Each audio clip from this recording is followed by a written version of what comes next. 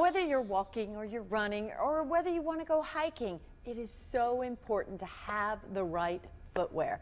Dr. Matthew Wagoner is a podiatrist at the Triad Foot Center. He's also a member of the Cone Health Medical Group, and he joins us this morning to talk more about choosing the right pairs of shoes for different activities. Yes, so it's really important. It might seem really basic that the running shoe versus a walking shoe, and it might seem like they're the same type of shoe, but when you really get down to it, the shoes are very different.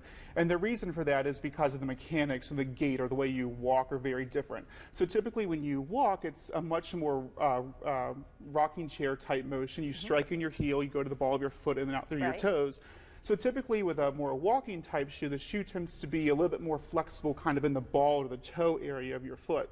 It also gives you a little bit more arch support because that's where you're putting a lot more of your weight, and it's a lot more of a more lightweight type shoe. Okay. So typically with a more running type shoe, you strike in your heel first. So typically a running shoe is going to give you a lot more cushion and a lot more support to the heel area and give you less support to the ball of your foot. Also, typically a running shoe is going to give you a little bit more breathability or more mesh type material to the ball of your foot or into the shoe in general because you generate more heat as you run. So typically a more mesh is for more of a type of running shoe. Similarly, this time of year, people are starting to hike, and that's really important wearing the right type of hiking shoe. So typically a hiking shoe is going to give you a little bit more support, more durability, more rigidity, more ankle support for those off-road type activities, and it's more water resistant to kind of help protect your feet a little bit more as well. Yeah, I have chosen the wrong footwear for hiking, worn flip-flops trying to hike somewhere one time, and, you know, stubbed my toe like, 50 times. So it's good to have that closed-toed shoe as well. Absolutely, and so that way too, you're stepping on rocks, you're twisting your ankles, that very uneven type terrain, so it kind of gives you a lot more support and gives you a lot more protection as you're more active and stuff too.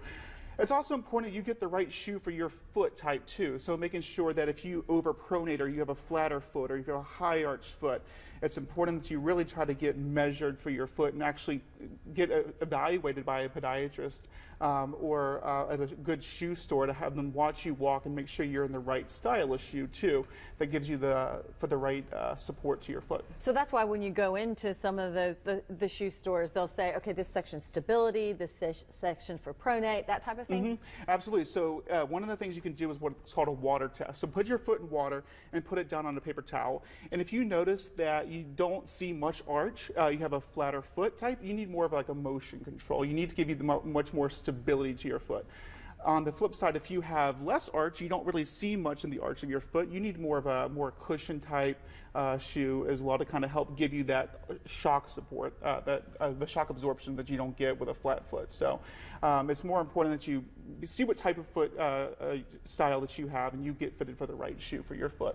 And there's also shoes for, like, example, tennis that have more, even though they're tennis shoes, support for your ankle, or volleyball, or soccer, that type of thing, right? It is, and especially too for like the cross training type shoe. Typically those type shoes give you a much wider sole. They give you much more that side to side control as opposed to just the actual arch and stuff. More that side to side that kind of help with those types of injuries as well. Well, this has been good information this morning. If you want to learn more about how Cone Health cares for the community or healthy lifestyle tools, resources like what we've been talking about here, there's a calendar of upcoming classes that you can go to. So visit Cone Health.